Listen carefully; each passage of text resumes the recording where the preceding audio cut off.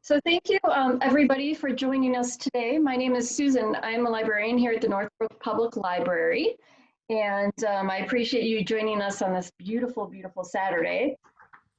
Today, we are going to be hearing from Eric Leonardson. And for those of you that don't know, Eric is a Chicago-based audio artist. He performs locally and internationally and teaches in the sound department at the Art Institute of Chicago. He is also the founder and the president of the Midwest Society for Acoustical Ecology. And that is a little bit of what he's going to be talking to us about today. If you have any questions for Eric, please just put them in the chat. We will stop at some point to allow you to ask them, and we'll have some time at the end of the presentation as well to ask questions. So I will go ahead and pass it over to Eric when he is ready. Thank you so much, Susan, and hello, everyone. I'm glad you're here, even though I'm unable to see you wherever you may be, and hopefully it's possible for you to hear me okay. And the hearing part of this is obviously kind of the focus of this. This presentation that I'm going to try to give to you. So my topic is sounds and the ecology of, well, I said everything, and that's probably really too much for the short amount of time we have, but I had some intentions behind that title, and I'll try to get through that. And hopefully I can make this a presentation that you can actually not just listen to, but can participate in an interactive way, so that we can have a discussion and come to some new understanding about how our sound world, how our ability to listen connects us with the individuals in our lives, in our homes, especially during this time of the stay-at-home, the lockdown, the quarantine, self-isolation, etc. And so what I'll do first is talk to you a little bit about just who I am and what I do. As Susan already mentioned, I wear many hats, some of them with a variety of nonprofit organizations, all engaged in the practices and ideas of acoustic ecology. Among those are the World Listening Project, the Midwest Society for Acoustic Ecology, as well as the World Forum for Acoustic Ecology. In my current role is as a teacher at the School of the Art Institute of Chicago. We have a sound department there, even though it's an art school, but it's not a music department either. So we think about sound and work with the technologies of sound and recording in a fine art context. And that can inhabit a lot of different modes of expression, be it sound installations, electronic music, sound design for performance, instrument invention and construction, improvisation, sound for film and video, and other kinds of applications. So, and then my practice involves making sounds as well as listening to them. And so I've been performing for a long time, sometimes with recording, sometimes with amplified objects using contact microphones. And and that led to making the springboard over 20 years ago. And that's been an unusual um, instrument for um, amplifying everyday readily available objects and materials to make noise or music or whatever you want to call it. And I thought I would use the springboard as literally a springboard into telling you and showing you what it is and what I do. So um, here we have a little video about my instrument. So I'm just going to start off into this. This is a about a 4.5 minute video about my practice and the springboard itself. So hopefully you'll be able to hear this without any difficulty. It starts off quietly.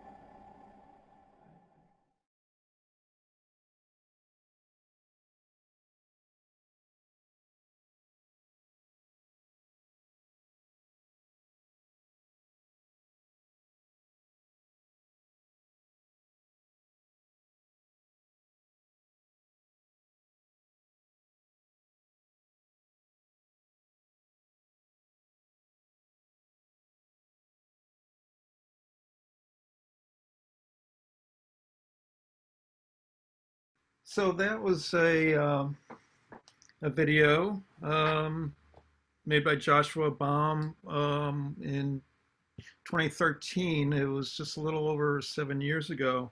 Um, and so I still perform with the Springboard. It was an instrument I made back in 1994. And one of the key components of it is the contact microphone. So that's what enables me to produce a range of sounds. You might even say create a particular sound world with the instrument.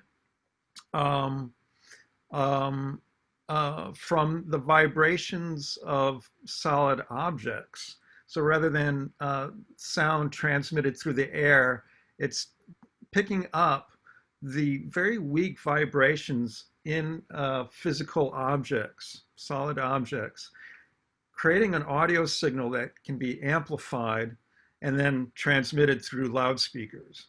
So it does require some simple technologies in order to be audible. And because it's picking up vibrations from things that we don't normally hear, it reveals a completely different sound world, or sounds from that might be familiar, but at at a level or a depth that our ears don't normally pick up. And so um, that's what uh, provides the access to all of these unusual sounds from these everyday things.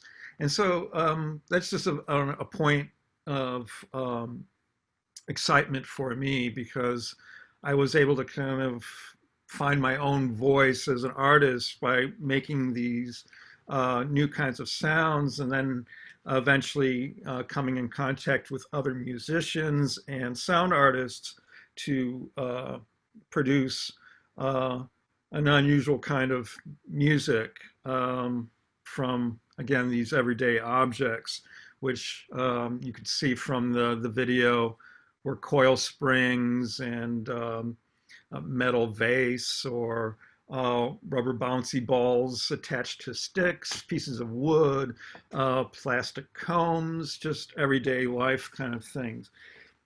So um, I just wanted to point that out, because um, my interests in sound are also the sounds from my environment, from my world around me, the things that I can't hold in my own hand, but are always um, revealing themselves to me and affecting me, and also creating a feedback situation so that I can tell where I am, how I'm impacting these, um, my level of stillness and movement, and not just the movement of my vocal cords and my voice, which I hope you all can hear at this moment, um, but also how I walk, or what happens when I enter a room or leave the room, when I go outside. All of these things that normally I would say that normally we don't pay attention to are also contributing to a sound environment, or the acoustic environment. Um, and this experience is part of what I would call the soundscape. And to understand the soundscape, I was hoping I could show some things to you through some of the resources I have online, and also show you how you can begin to interact, how to play and listen and make sound in an intentional way, to gain the same kind of appreciation that I have. So in in this webinar, I was hoping that I could just offer some ways for you to consider listening as a mode of knowing. Um, I also wanted this presentation to be an alternative to an on-site, in-person sound walk.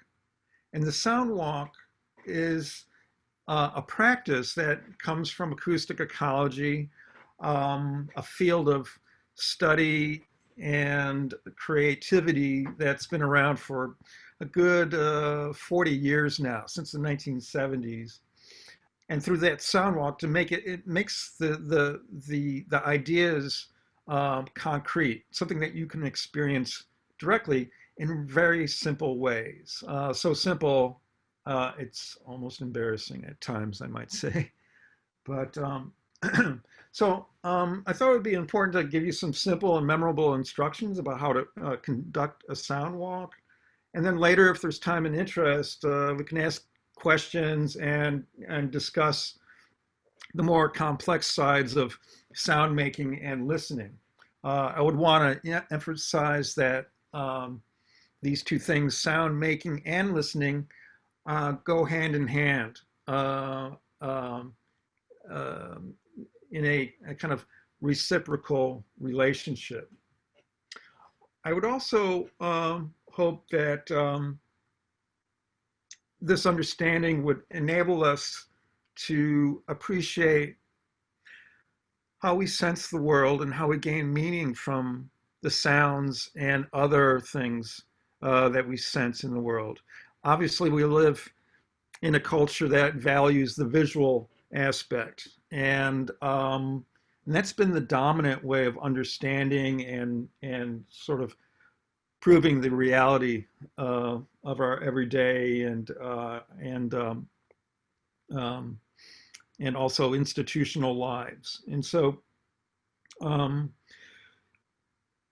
what's underlying all of this is an interest in uh, providing an alternative way of knowing the world, um, a way of knowing the world that forces us to be quiet sometimes, to stop talking, to slow down and listen.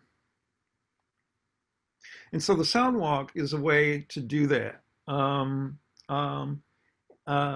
Again, it's not listening in a passive way, but it's active and intentional.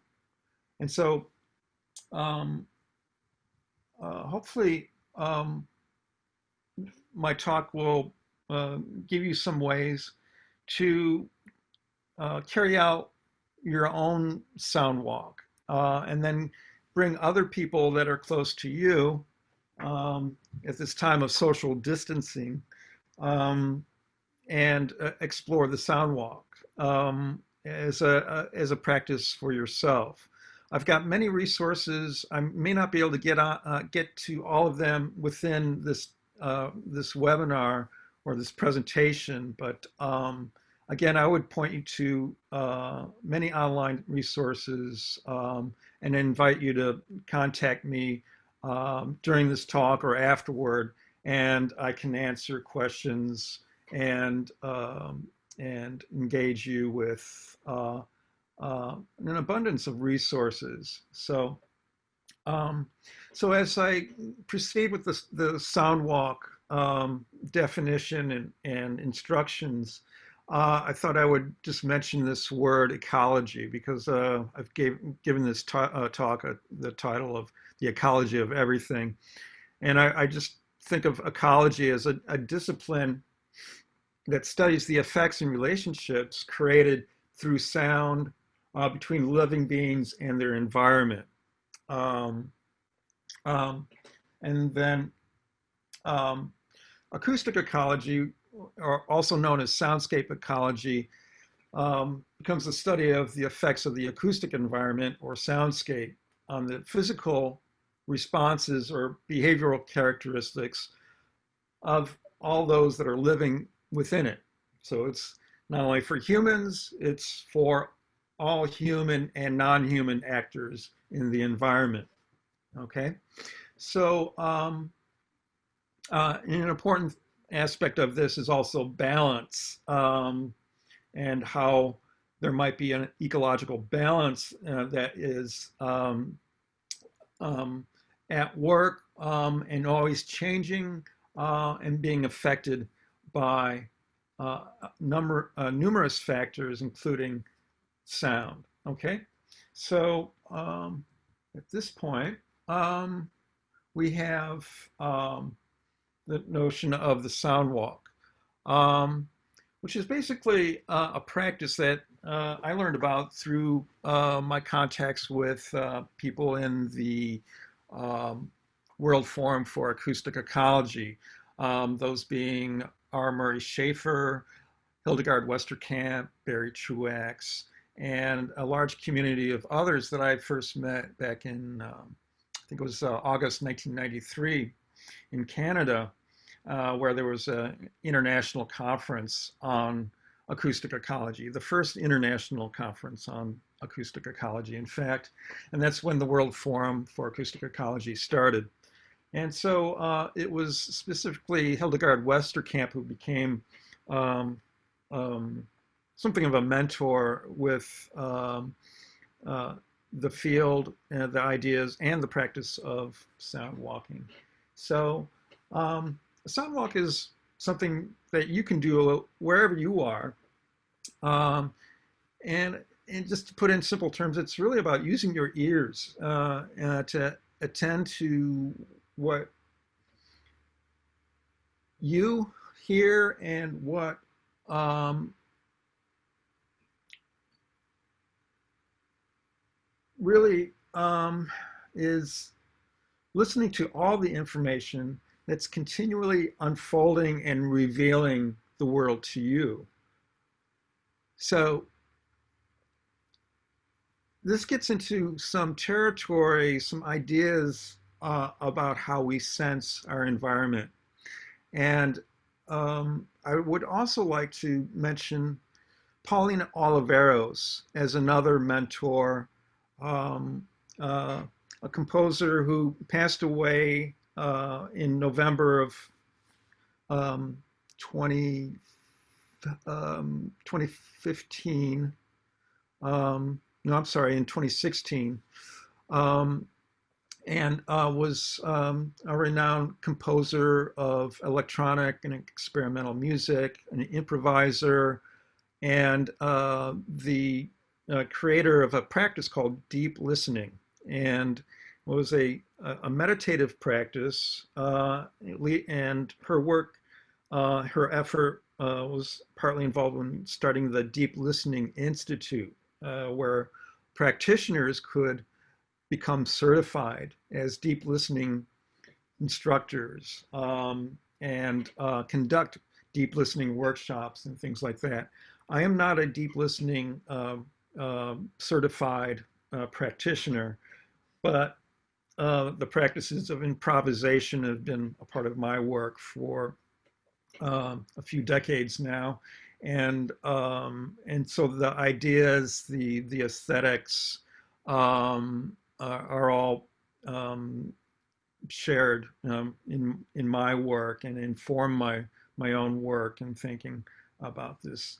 So so why sound walking?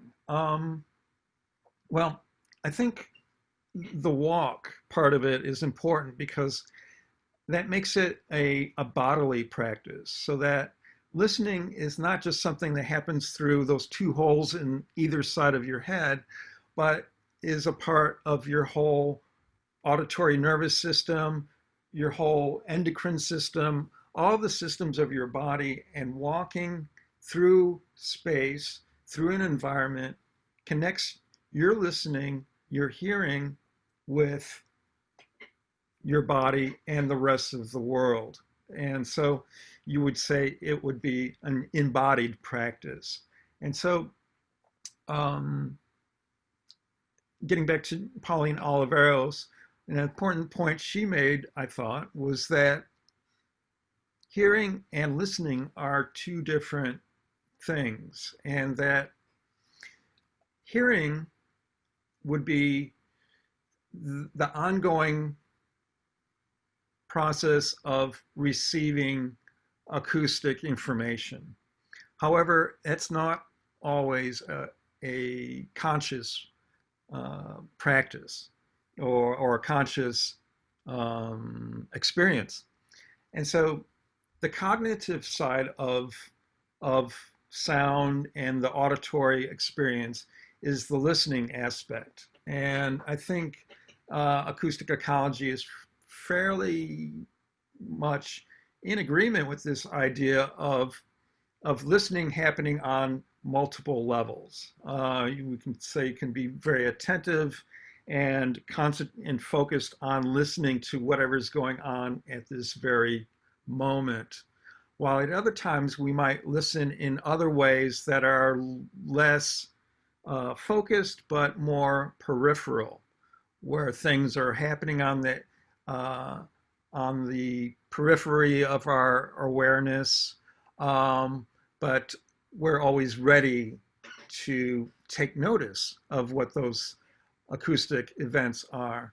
And so the listening part is the more conscious side of the auditory experience, whereas hearing is the ongoing um, process in your central nervous system that uh, happens all the time, whether you're awake or even while you're asleep.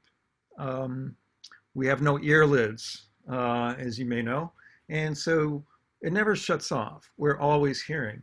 And then another important part of that is that we're always being affected by the sounds around us, whether we're aware of it or not. And that becomes an interesting and an important thing to be aware of when it comes to questions around or concerns around noise and the effects of sounds that might not help, but might actually injure our ability to hear because they're too loud, or sounds that annoy us, even if they're quiet.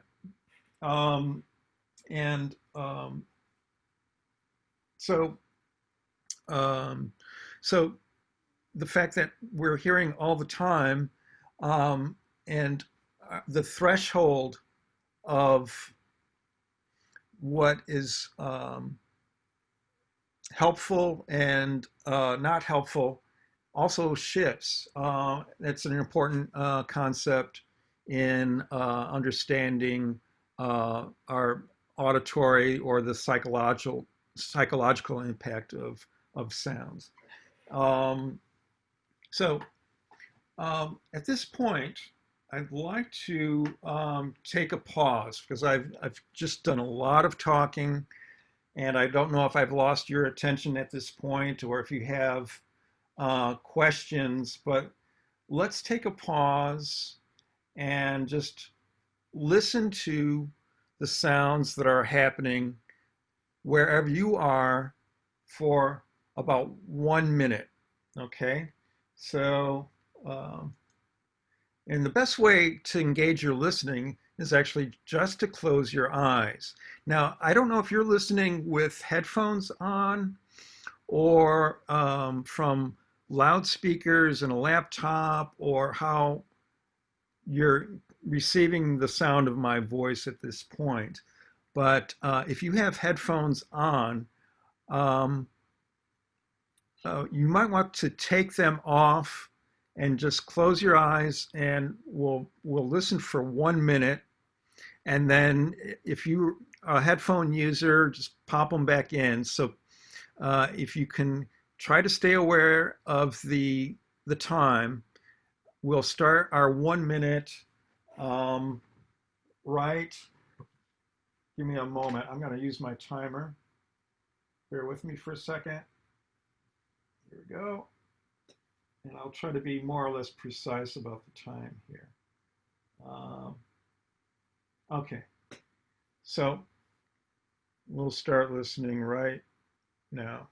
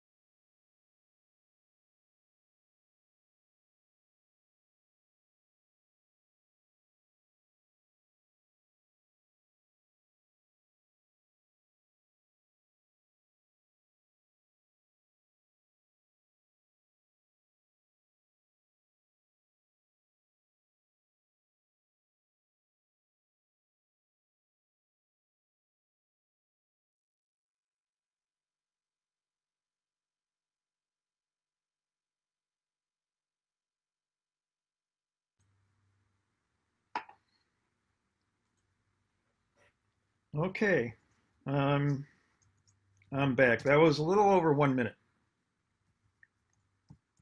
And if you think about what you just experienced, what you noticed, how many different sounds were occurring, um, which sounds were close to you, which sounds were the most distant, were there sounds moving away from you, were there sounds over your head, below your feet, were there sounds moving toward you, past you, um, things like that. Give you information about what's going on. It gives you information about where you are. It tells you whether you're safe. If you're in a familiar place, are you in a strange place? All these kinds of things and more, much more than I just listed. But these obvious and not so obvious factors are useful information and could be really basic to your own survival. Um, they can be also a part of what you find entertaining about your everyday environment. Um, or they might be indicators that something needs to be changed. We could go on and keep on talking about this because the more you go into it, the more you find that it is a um, a complex world that we live in. Um, but to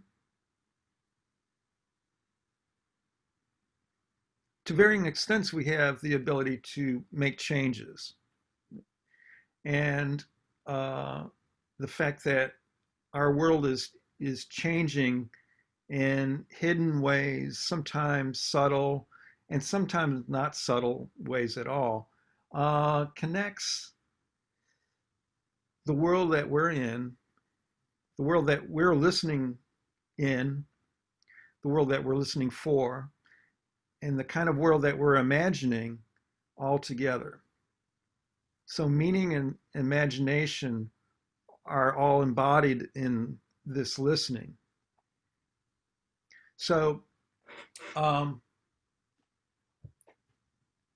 that's basically all I want to say, although I know we're not really finished with our presentation just yet. I have listening examples of work by composers. I can also um, give you some examples of exercises that you can conduct yourself.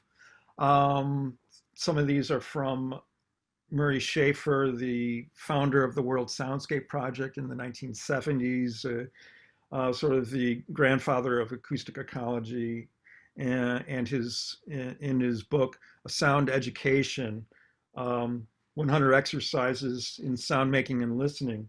I find that book really useful because it's actually some of the things I've been saying are just coming straight from that book. Um, but as someone who enjoys sounds, which I hope you do, or perhaps as a teacher, you might find some of these ideas useful. Maybe these are things you would like to use in your um, group therapy or with your community, with your family, your children, in your classroom, wherever. These things are really kind of helpful and perhaps can shift the paradigms that dominate our world at this point. So, um, what I'd like to do now is take um, one more break for people um, to um, to do some listening around your own home or wherever you are. And I would give you about 5 minutes at this point. It'll give me another chance to rest my vocal cords. And then we can type in some questions in the webinar chat box. I think Susan might be assisting on that front. Um, and then we can continue the discussion about sounds and the ecology of everything. So at this point, we'll just take a brief 5-minute break. I'm going to stop my screen share so you can actually um, see me right here. So here I am in my little studio office. So and then we'll come back in just a few minutes. What did I say? I just said 5 minutes, right? Yeah. So we'll just do that. And then, but before you go, um, um, maybe you can take some time to think about uh, what was the first sound that you heard on waking this morning? And what was the last sound you heard last night before you went to sleep? Um, can you name the loudest sound you heard today? What was the most beautiful sound you heard today? So those are 4 things there. So I'll say it again. What was the first sound you heard this morning on waking? Second, what was the last sound you heard last night before sleeping? 3, what was the loudest sound you heard today? And then the 4th one was, what was the most beautiful sound you heard today? You don't have to share this with me if you don't, but it's something for you to think about just to get going. And perhaps you might walk around and listen to the sound of your own footsteps and how you move through one room to the next and how those sounds of your own footsteps resonate through the room in different kinds of ways. So obviously a small closet is very different from the bathroom with hard tiles, or a living room, or the back porch, or the elevator, or the hallway outside. So those are some things for you to actually listen to. So we'll take just 5 minutes and then we'll reconvene and we can share some of our experiences and continue the discussion.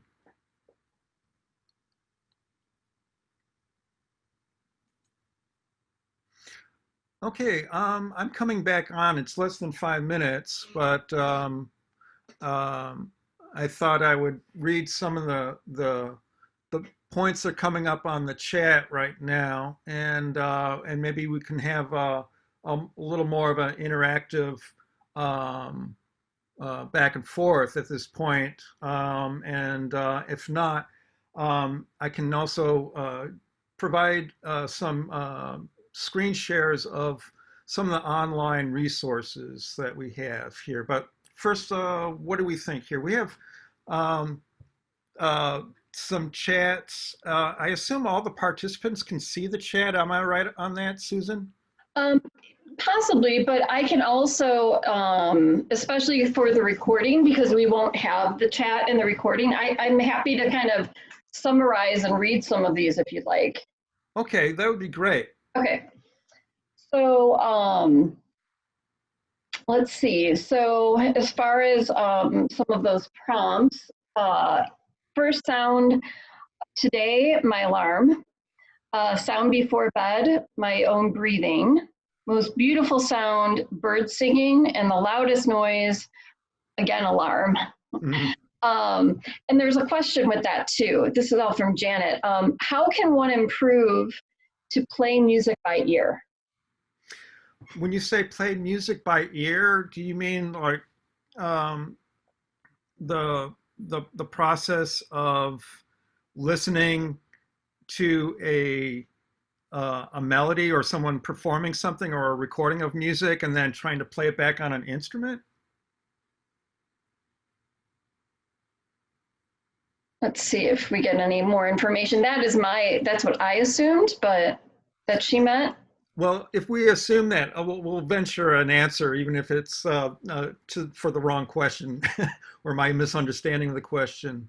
Um, in my own personal experience, and this is quite a long time ago when I was learning how to play drums, I had a friend who could listen to a rhythm and echo it with this incredible accuracy.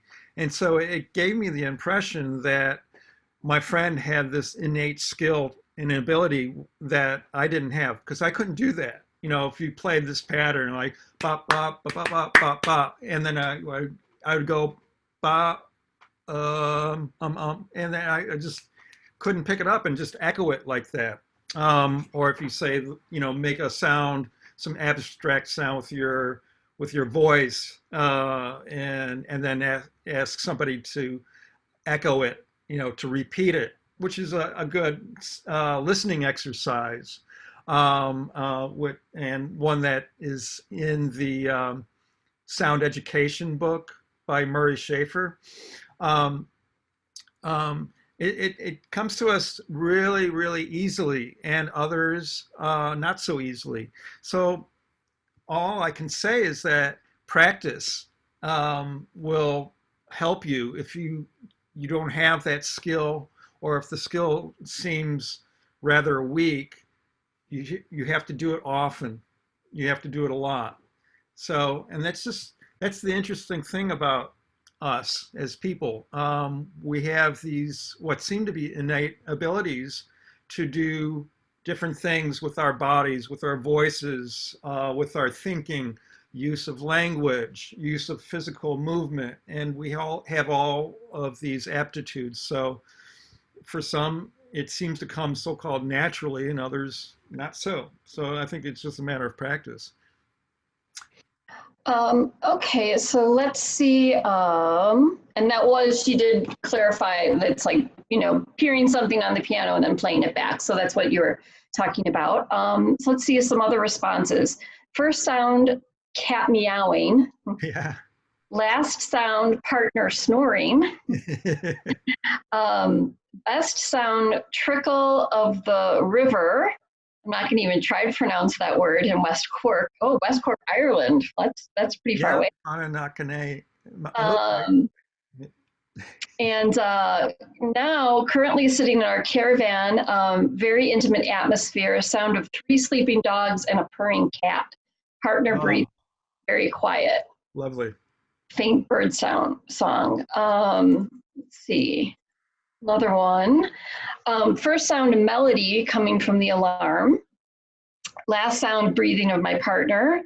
Most beautiful sound, birds early in the morning. Loudest sound, distant sound of loud cars out on the street. But remarking that the distance makes them not too loud, Yeah. but that they're imagined to be loud. But Interesting. that's Yeah, it. I think pointing out that you can imagine them as being loud, uh, whether they physically are or measurably are or are not, is an interesting and important distinction, because when we talk about, I think I in the description of this presentation, I said something about we find sounds wonderful and also irritating, and the differences between one state and the other does have a lot to do with a lot of our culture, our education, our momentary awareness, the threshold shift that might occur from time to time. Um, and that's where the complexity lies. You know, whether it bothers you or doesn't bother you, or you find it fascinating or informative, meaningful or not meaningful. Yeah, and so that changes it uh, all the sorry, it changes it completely. And so the meaning and the imagination part are really critical to our listening, even though we can measure sound as a physical phenomena, and say, well, if you're in so many decibels, this is obviously a loud sound and might be dangerous to your hearing, or it's below your threshold and it should not bother you, but still it might, And so I just wanted to show my appreciation for the subtle distinction there that can mean a lot. Someone also noted having ringing in the ears, and how there's also that sound of your own body that follows Absolutely. you. Yeah, I have it myself actually. Very strong on my on this ear right here, my right ear. Not so much on the left. Yeah, uh, it's it's the sound that's always present, and it's funny how you notice it, and sometimes you don't, and why. But yeah, that's a part of it. And so our own bodies are producing sounds. Or you can just change your listening, to cover your ears, and then you begin to hear. I don't know if it's the same for everyone else, but if I were to put my fingers over my ears like this, the sound of my voice changes. I can hear it inside of my head. I can hear the breathing through the interior part of my nasal cavities and things like that. So it changes the focus from out there to in here, what's actually inside of my body, and all of the cavities that are there, the sinuses and movement of air and so on. I just want to relay a question that was asked earlier in the presentation. I think this was when you were playing the video. Mm-hmm. And the question was, what contact mics do you use and what preamps do you use? So kind of a technical question. Yeah, I have on my website. I wonder if I could do a screen share of my website, and I'll show you where I tried to share that information, thinking that, well, I know for a fact that people are interested in this because that video I showed was on my YouTube Mhm. channel, and I would get comments on it, asking the same questions. So um, I have to add, it was quite gratifying because it actually inspired a lot of people to make their own instruments. And and I just want to say, you don't need my permission to make your own springboard. Okay, I don't have a trademark or copyright on it. And there's actually a lot of people who have made instruments with coil springs. So I think I was hoping that instrument, by the way, I keep adding things without answering the question, pardon me, but uh, I thought I had so much fun. I thought the fun of making it was really the most important thing about the springboard, and that's what other people should do. And it gets into this thing about agency. It's like, you don't have to just sit back and watch somebody else do it. You can do it yourself. And that's what's great about the contact microphone, because you can make your own, and the parts are very um, inexpensive. The tools are not very expensive. And learning the skill is not that difficult either. And I've done it many times with my students. So in other words, you have agency and it's very accessible. So can I do this screen share? If I go to my website, give me a second. I'll show you this to hopefully better answer the question here. This is should go to my website, and hopefully you're able to see it. And if you click on the link for experimental instruments, I've got some information there. And so that's the video on Vimeo right there. There's some others on YouTube, some recordings. And on the second page, I get it a little bit into the technical details of it right here. And so it mentions that like a single piezo disc contact microphone is installed in the board. I know this picture is rather small, but it shows you right there. And then, and so it gives you the details on how it went together. And then the preamp is really important for getting a good bass response, the bottom end, giving it some body and strength, because the piezo disc has a ultra high impedance, and it's sometimes not very good at producing the low bass frequencies. So I think I made a note here. Oh, here. And here's a little diagram I made to show you. Can I open it up perhaps? Um, Hopefully you can see that a little better. And just to give you an idea of how I installed or mounted the contact microphone inside the board right there. Um, and uh, and here's information about pickups and the different kinds of preamps that I use. So and links to other people who've written about uh,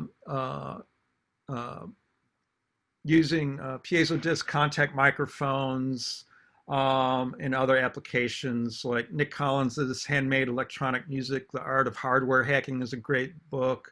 Richard Lehrman has got some schematics for preamps if you want to go DIY and so forth.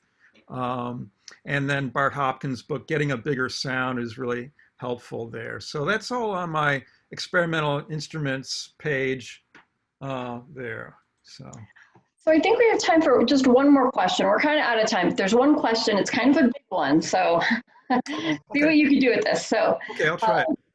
Can you please share your experiences and strategies for listening at the intersections of acoustic ecology, social justice actions, and political demonstrations? Let's see, experiences. I've had experiences with all of these things. So to bring them all together uh, is a wonderful and challenging question, because I guess I've been around for a while and I've had a lot of experiences. I've just said that. But I think the sound walk, when you can do it on site and in person, can embody all these different aspects of acoustic ecology, social justice, and a political demonstration. In other words, they can be all of those things at the same time, um, but also shift and be more of a political demonstration, or maybe more of just an enjoyable, entertaining listening walk. And so I wrote a report with Christoph Preissing and Alex Braidwood about a sound walk we did on February 14th in downtown Chicago, called Here Below, Listening for Chicago Underground. And it was a sound walk in the dead of winter on an extremely cold day, but it was in the underground Chicago pedway, so we were sheltered. But what happens when you go into that place, you're in a place where people who are homeless are sheltering too, okay? And in a way, you're going through, you might say, their makeshift home. And so you can begin to feel, as you're leading a sound walk, that you're intruding on a place that needs to be really a safe place, a place of refuge. And you also see very sad and terrible scenes of people who are homeless. And I think that gets into questions of racial inequity and social justice. And it puts you face to face, ear to ear with the situation there, hearing the voices of people who are in very dire conditions. And so by being a group of sound walkers, you also have that safety. And it's a challenging situation because in a way, you're almost a sonic tourist. And it does put you into a kind of ethical dilemma about, do you stop what you're doing? And yet, as a group there, you're showing that you're interfacing and acting in the world in this different way because of your interest in the listening, not just to look and gaze or gawk at what's going on, but actually listen to the situation, to stop talking and consider what is actually going on, what the ramifications of your presence are in relationship to others, and how do they see you and hear you as a silent presence in the midst of their conditions. If you're someone, a person of color, if you're a woman, being in a group provides safety. So the concerns with safety and social justice are also embodied in a sound walk as well. I'm sure I'm only skimming on the surface, but that's just a few ways there where these things intersect with one another. Thank you for that. We are out of time, but just very quickly, can you just tell us what World Listening Day is? It's a participatory event that's open to everyone. We try to get the call out to everyone in the world. It's for everybody, okay? And it's one where you imagine how you want to participate, whether that's in a private event on your own, or organizing a group, or maybe you're the head of an organization, an institution, and organizing the event on that level, whether you work for the National Park Service or an art museum, a library, a school, a social service organization. So it can work on many levels and engage people with the theme. And each year we have a theme for World Listening Day, and we select an artist or a researcher who will come up with the theme. This year's theme is the collective field. And if you go to the website for the World Listening Project at worldlisteningproject.org, you'll see the theme right there. So we imagine it as being a global event. It can involve sound walks in your local neighborhoods. It could mean having virtual forums with people internationally, all of these different things. Soundscape music, concerts, you name it. And so that's about World Listening Day. Great, and that's on July 18th. It's right. July 18th, which happens to be on a Saturday, and that's also the day of R. Murray Schafer's birthday. It's also the birthday of Nelson Mandela. So, yeah. Well, thank you. I just want to thank Chloe for putting all that in the chat. She put the link to the worldlisteningproject.org. So thank you. Thanks so much, Chloe. Well, thank you, Eric, for sharing this with us today. Thanks to everybody for participating and for listening in. And hope you have a great day of listening ahead of you, depending on where your time zone is. Yeah, be sure to check out the information. There's a World Listening Project website. The World Forum for Acoustic Ecology has a lot of resources. And also more locally, regionally, there's the Midwest Society for Acoustic Ecology and many others. So we try to link and connect all the dots. Okay? Well, thank you again. Thanks, everyone. Have a great afternoon. Bye. Bye.